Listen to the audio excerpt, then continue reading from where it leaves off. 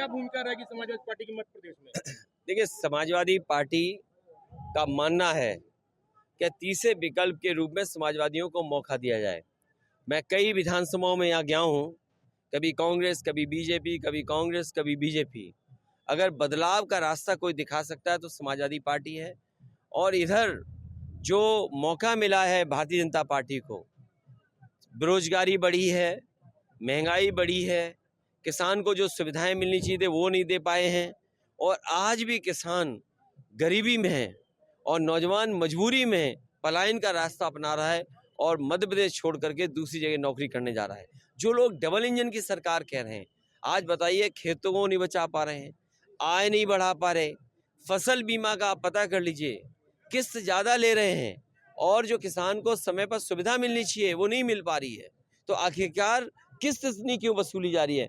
क्या कुछ लोगों को फ़ायदा पहुंचाने के लिए वसूली हो रही है? तो ये तमाम सवाल हैं जिनको लेकर के समाजवादी पार्टी जनता के बीच में, हमें उम्मीद है पिछड़े, दलित, आदिवासी सब मिल करके और अल्पसंख्यक भाई मिल करके समाजवादियों को जिताएंगे। जो नारा समाजवादी पार्टी ने दिया है कि पीडीए ही एनडीए को हराएगा, हमें उम्मीद है कि सभी लोग साथ आकर के जो आवाज़ दी है समाजवादी पार्टी ने कि जाति जनगणना हो, जाति की आबादी के हिसाब से हक और सम्मान मिले। नीतीश जी का जो बयान चल रहा है, देखिए, वो बात खत्म हो गई, नीतीश जी की बात बहुत पुरानी हो गई और अब उस पर कोई चर्चा करने की जरूरत नहीं है। जी, राहुल जी ने कहा एक्सरे कराएंगे समाज का, आप क्या कहना चाहते हैं? देखिए, जिस समय एक्सरे होना था वो एक्सरे का समय था। आज सीटी स्कैन है, एमआरआई मशीन है, बीमारी और बड़ी हो गई है।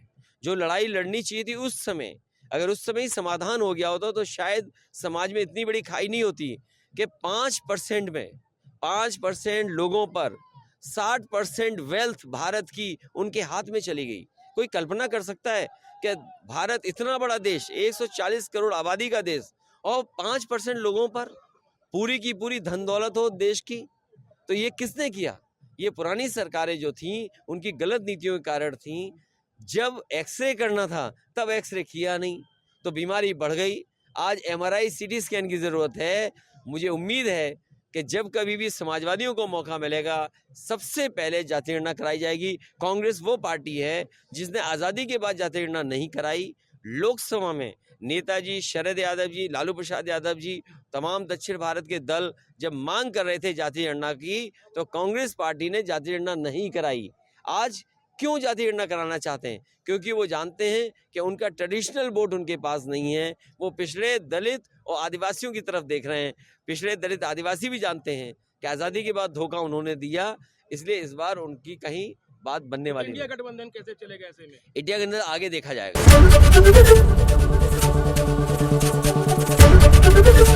एबीपी गंगा, खबर आपकी, जुबान आपकी।